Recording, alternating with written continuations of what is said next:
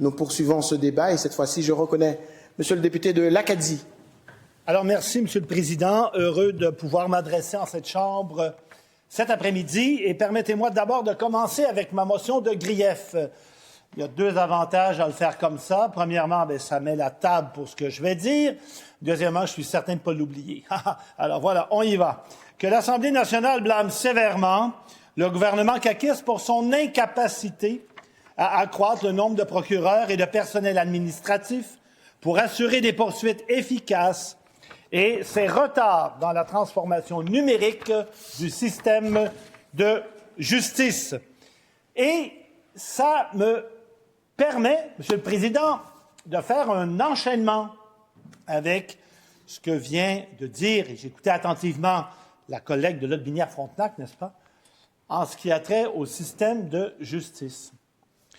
Alors, le gouvernement va investir un petit peu dans son budget. J'espère que ça va aller au bon endroit, parce que moi, je voulais justement vous parler des procureurs et de la situation sur le terrain. Les procureurs du DPCP. Et permettez-moi de partager avec les membres de cette Chambre quelques statistiques. Parce qu'effectivement, tout acte de violence est un acte de violence de trop. Un seul féminicide, c'est un féminicide de trop. Une agression sexuelle, c'est une agression sexuelle de trop. Et on doit tout faire, tout mettre en œuvre pour être capable de prévenir. Et si malheureusement il y a des drames qui surviennent, être capable après d'enquêter et d'intenter des poursuites et d'être capable aussi, dans le cas des victimes d'agressions sexuelles, de les accompagner, Monsieur le Président. Parce que ces actes de violence vont détruire des vies. Et dans le continuum de la justice, il y a d'abord, après l'infraction, la police qui va enquêter, mais comme je l'ai dit à quelques reprises, une fois que l'enquête est terminée et que le dossier est déposé sur le bureau du DPCP, il faut des procureurs pour poursuivre. Sinon, ça n'ira nulle part. Et récemment, dans le document prébudgétaire que l'Association des procureurs remettait au gouvernement, il y a, Monsieur le Président, des statistiques qui sont, je vous dirais, alarmantes. 64% des procureurs, et j'en partage quelques statistiques avec vous, 64% des procureurs affirment ne pas avoir assez de temps pour les victimes. Alors, quand j'écoutais la collègue qui nous parlait de 66 millions sur 3 ans, dont un montant important pour la sécurité publique, mais 14,2 millions sur 3 ans pour la justice, j'espère qu'il y en a pas mal là-dedans qui vont aller atterrir dans les coffres du DPCP parce que 64% des procureurs affirment ne pas avoir assez de temps pour les victimes. Et c'est un drame. Et ça, là, sur le terrain, là, c'est exactement en porte-à-faux avec ce que la collègue vient d'affirmer. 44% des procureurs, Monsieur le Président, indiquent devoir souvent accepter ou négocier une peine moindre en raison de ressources insuffisantes. 44%. Peine moindre. Je ne l'invente pas. C'est dans le document prébudgétaire qui a été donné au gouvernement. Après ça, on entend des gens qui disent « Ah, les peines sont pas assez sévères, il y a des peines Netflix. » Ben oui, mais Monsieur le Président, donnez des ressources aux poursuivants pour qu'ils soient capables de faire leur travail, puis après ça, on aura évidemment de la jurisprudence qui sera faite autrement. Mais pour ça, il faut agir. Et savez-vous ce qui est le pire, Monsieur le Président? Et j'en ai déjà parlé en cette Chambre. 55% des procureurs œuvrant dans des tribunaux spécialisés disent qu'ils ont parfois renoncé à autoriser une poursuite par manque de ressources. Une poursuite criminelle, donc les actes les plus graves. Alors, c'est loin d'être banal. Et là, les tribunaux spécialisés, on apprend que le ministre de la Justice va en ouvrir plus. Alors, j'espère que les ressources vont suivre. Parce qu'encore une fois, on va partir d'une belle idée, d'un beau projet, et ça va être une catastrophe quand on va arriver sur le terrain. Puis moi, Monsieur le Président, je peux vous en parler du terrain. Parce qu'avant d'être député, j'y étais toute ma vie. Puis il faut du temps, puis il faut du courage pour être capable, justement, de plaider ces dossiers-là, particulièrement les dossiers d'agression sexuelle, puis d'accompagner les victimes. Alors, je comprends très bien ce que les procureurs peuvent ressentir, M. le Président, parce que je l'ai vécu. Alors voilà, et quand on dit que 55 % dans les tribunaux spécialisés hésitent, ou parfois ne porteront pas d'accusation, bien c'est terrible. C'est terrible, il faut agir absolument. On dit que 75 % dénoncent un déficit de personnel de soutien et de techniciens dans leur travail pour les aider à faire fonctionner leur dossier. 75 % Alors, le personnel technique, ça va être, par exemple, des techniciens judiciaires qui vont aider le procureur à la cour, colliger la preuve, la présenter d'une façon électronique, aider le procureur dans le cadre de procès devant jury, ou encore du travail de secrétariat dans les bureaux des procureurs.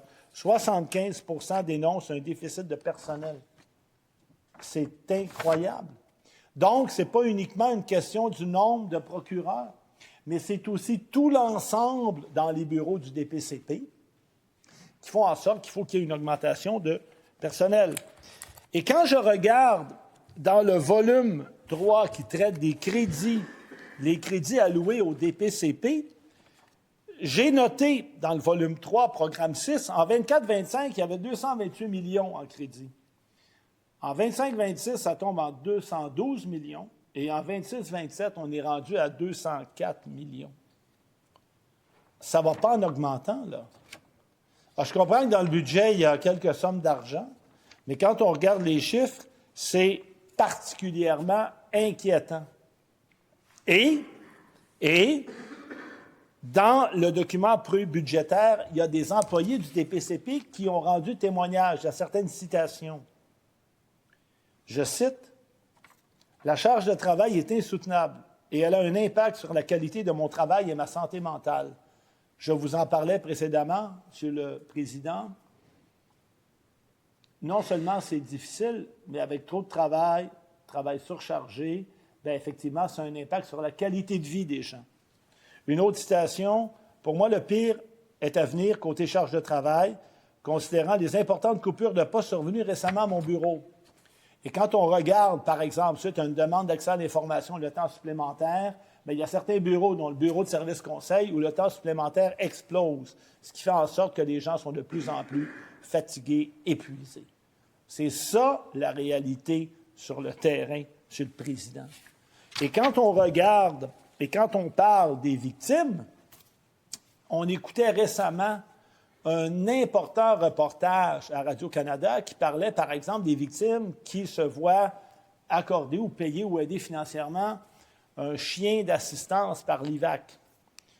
Alors, je ne vous rappellerai pas, parce qu'il ne me reste pas assez de temps, toute l'horreur que ces gens-là ont vécue avec des sommes considérables. Ce qu'on a appris, c'est que le ministre avait arrêté le programme. Il l'a reparti avec un montant minimal qui va couvrir à peine des frais, mais les victimes ne sont pas plus accompagnées. Puis on a même eu un témoignage d'une des victimes, Monsieur le Président, dans le reportage, qui disait qu'elle pensait faire affaire avec un chenil et un propriétaire de chenil expert. Ce n'était pas le cas. Puis la personne serait même venue battre le chien dans le salon de la victime qui elle-même subissait ou avait subi des traumatismes de violence. C'est complètement kafkaesque. C'est aberrant comme situation.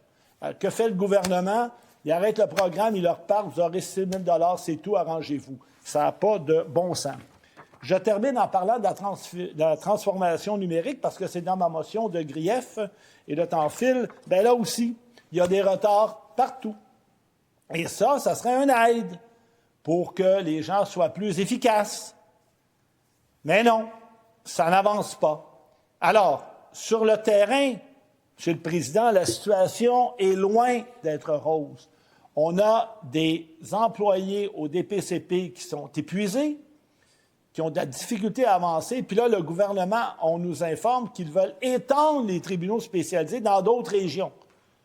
Alors, je souhaite ardemment qu'il y ait une embauche de procureurs, parce qu'en plus, plusieurs ne sont pas remplacés, ce qui accroît la surcharge de travail et le stress sur ceux qui restent, pour qu'on arrive à quelque chose. Parce que ce qui va arriver, c'est qu'on a des belles paroles, on a des beaux projets, mais sur le terrain, ça va être totalement inutile. Et ce que ça fait, c'est que les victimes, évidemment, vivent en plus un certain stress parce qu'il n'y a pas l'accompagnement voulu. Alors, pour toutes ces raisons, j'ai déposé cette motion de grief à l'encontre du gouvernement dans le cadre de cet exercice budgétaire. Je vous remercie, M. le Président.